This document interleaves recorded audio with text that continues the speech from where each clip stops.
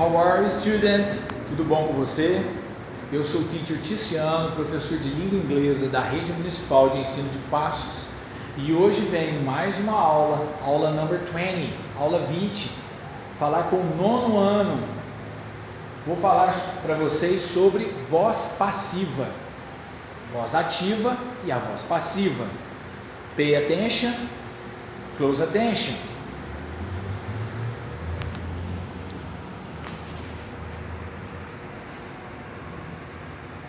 Ok, nono ano, na nossa aula 20, passive voice, voz passiva, você tem o quê? Você tem a formação da voz passiva. O que você vai fazer? Você vai pegar o verbo to be, que em português é aquele verbo ser ou estar, né? E vai colocar no mesmo tempo e modo verbal. Então vocês vão ter que relembrar os tempos e os modos verbais. Os tempos são presente, passado, futuro e condicional. Lembraram? Eu vou dar exemplo com cada um para vocês hoje. E o modo é aquele simples, progressivo, intenção no futuro, perfeito e o imperativo. Lembraram? Vocês vão ter que recordar isso daí para vocês fazerem voz passiva, tirar da voz ativa e passar para passiva. Vocês têm que estar bem afiados nos tempos e modos verbais. Ok, nono ano? Então, você vai colocar no mesmo tempo e modo verbal que o verbo principal, que estiver o verbo principal na voz ativa. Como que é isso? Tem o verbo principal na voz ativa, você vai colocar ele no mesmo tempo e modo verbal, o to be. E aí você pega esse verbo da voz ativa e passa ele para o particípio passado. Olha o exemplo que é tudo na vida. Vou dar um exemplo para vocês, olha lá. Em português primeiro, eu lavo o carro, não é assim que a gente fala? Voz ativa, eu lavo o carro. Agora, se eu quiser passar para passiva, o carro é lavado por mim. Lembraram em português? Eu lavo o carro é lavado por mim. O que aconteceu? Eu lavo não está no presente? Tá.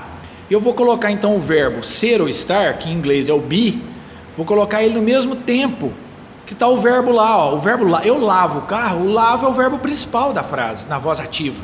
Aqui está na voz ativa, o lavo é o verbo principal. Então você olha, o verbo principal, ele é a base para você fazer uma voz passiva bem feita. Você pega e coloca o verbo ser ou estar no mesmo tempo e modo. Olha lá, o lavo está no presente simples, ok? E depois você pega o lavo e põe ele no particípio passado, que aí fica lavado. Lavo, lavado. O verbo terminar em a, do, é, do, ido, ele está no particípio passado, lembraram? Então olha lá, ó. No presente, eu lavo o carro é lavado por mim. Em inglês, eu lavo o carro é I wash the car. I wash the car, eu lavo o carro. Agora, the car is, é o verbo to be. O carro é o it, para it é is. Outra coisa, você tem que saber o verbo to be na ponta da língua, no presente, passado, futuro e condicional.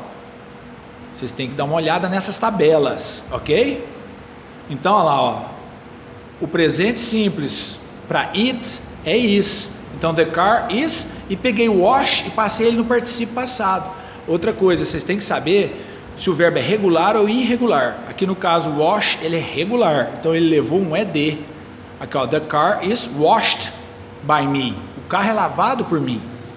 Wash está no presente. E se o wash estivesse no passado? Aqui, washed está no passado. I washed the car. Eu lavei o carro. Então agora o carro não é lavado por mim. Se eu lavei, o carro foi lavado por mim. Olha lá, eu lavei o carro, agora o carro foi lavado por mim. Como é que fica em inglês? I washed the car. The car was washed by me. Ok?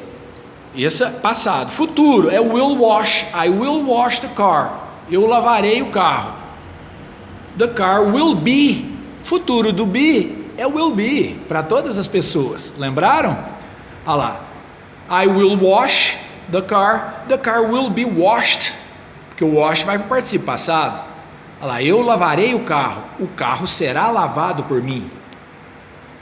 The car will be washed by me. E no condicional, para nós terminarmos, I would wash, eu lavaria o carro. I would wash the car. The car, qual que é o condicional do verbo to be? É would be para todas as pessoas. Então o car, the car vai ficar would be. The car would be washed by me. Ok? I would wash the car would be washed by me. Eu lavaria o carro seria lavado por mim. Então vocês têm que memorizar o verbo to be no presente, passado, futuro e condicional, e vocês têm que saber bem os verbos, se o verbo vai ser regular ou irregular. Vocês têm que olhar as duas tabelas dos verbos, ok? Ok, nono ano? Tem bastante para casa para vocês, hein? Vejo vocês na próxima aula. See you next class. Bye bye.